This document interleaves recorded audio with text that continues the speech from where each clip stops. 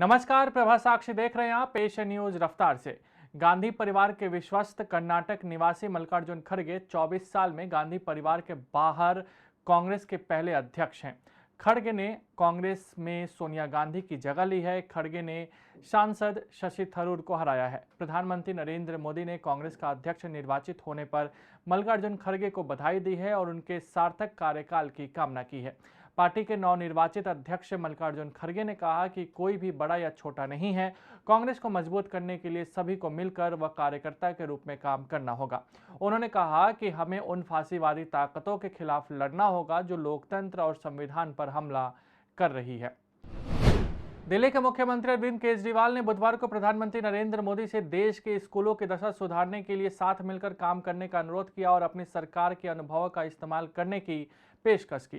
केजरीवाल ने ट्वीट कर लिखा कि प्रधानमंत्री सर, हमने दिल्ली में शिक्षा के क्षेत्र में शानदार काम किया है। 5 साल में दिल्ली के सारे सरकारी स्कूल शानदार बना दिए हैं। पूरे देश के स्कूल 5 साल में ठीक हो सकते हैं। हमें अनुभव है, आप हमें पूरी तरह से इसके लिए इस्तेमाल कीजिए। कृपया मिलकर करते हैं ना काम देश के लिए।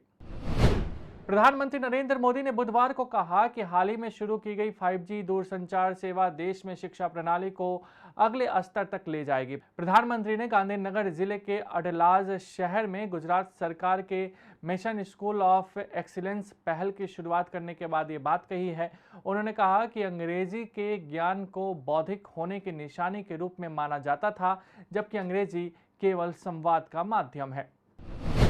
हिमाचल प्रदेश विधानसभा चुनाव के मद्देनजर भारतीय जनता पार्टी ने बुधवार को 62 उम्मीदवारों की पहली सूची जारी कर दी।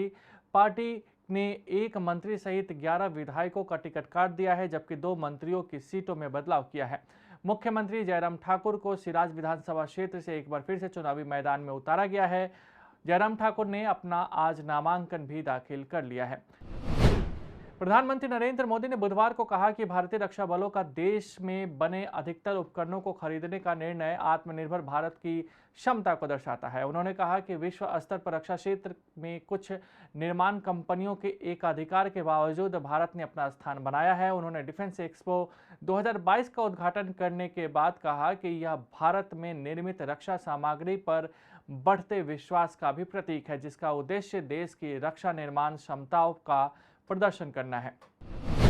प्रधानमंत्री नरेंद्र मोदी ने बुधवार को गुजरात के लोगों से कहा कि उन लोगों को सबक सिखाने का समय आ गया है जो बार बार गुजरात और इसके लोगों को गाली देते हैं तथा उनका अपमान करते हैं। सौराष्ट्र क्षेत्र के जूनागढ़ शहर में एक रैली को संबोधित करते हुए उन्होंने कहा कि कुछ राजनीतिक दल सोचते हैं कि अगर वे गुजरात और गुजरातियों को गाली नहीं देंगे तो उनका काम अधूरा रह जाएगा। बिहार में 7वीं कक्षा के प्रश्न पत्र में कश्मीर को अलग देश बता दिया गया है। इसके बाद से वहां राजनीतिक बवाल मच गया है। प्रश्न पत्र सोशल मीडिया पर वायरल हो गया है। इसके बाद से स्कूल के हेडमास्टर इसके दास ने इसे मानवीय भूल बताया, लेकिन भाजपा जबरदस्त तरीके से नीतीश सरकार पर हमलावर है। बाद में सरकार के मंत्रियों ने मीडिया से कहा कि इसके लिए जांच के आदेश दे दिए गए हैं। जो भी दोषी पाया जाएगा उसके खिलाफ कार्रवाई की जाएगी।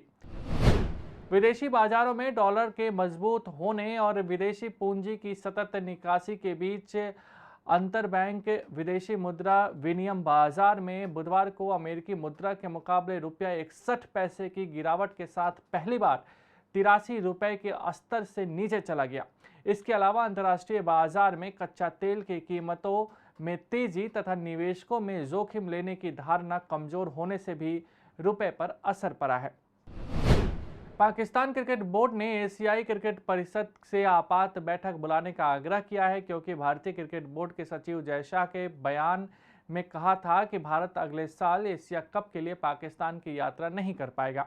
भारत महाद्वीपीय टूर्नामेंट को तटस्थ स्थान पर खेलना पसंद करेगा और पाकिस्तान का दौरा नहीं करेगा। शाह के इसी बयान पर पहली प्रतिक्रिया देते हुए पीसीबी ने कहा कि इस तरह के बयान एशियाई और अंतर्राष्ट्रीय क्रिकेट समुदायों को विभाजित कर सकते हैं और 2023 विश्व कप के लिए पाकिस्तान की भारत यात्रा को भी प्रभावित कर सकते हैं। पिछले 8 महीने से रूस लगातार यूक्रेन से युद्ध लड़ रहा है, जिसका असर पूरी दुनिया पर भी देखा जा रहा है।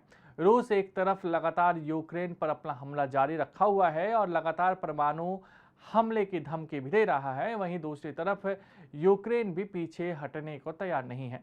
रूस ने अब यूक्रेन के 4 शहरों पर कब्जा कर लिया था। अब रूसी राष्ट्रपति व्लादिमीर पुतिन ने यूक्रेन के कब्जे वाले क्षेत्रों में मार्शल लॉ की घोषणा भी कर दी है। अगर आप भी लेना चाहते हैं देश दुनिया की तमाम जानकारी तो आज ही सब्सक्राइब करें हमारे चैनल को। साथ ही नीचे दिए बेल आइकन को जरूर दबाएं ताकि हर अपडेट आप तक पहुंच सके।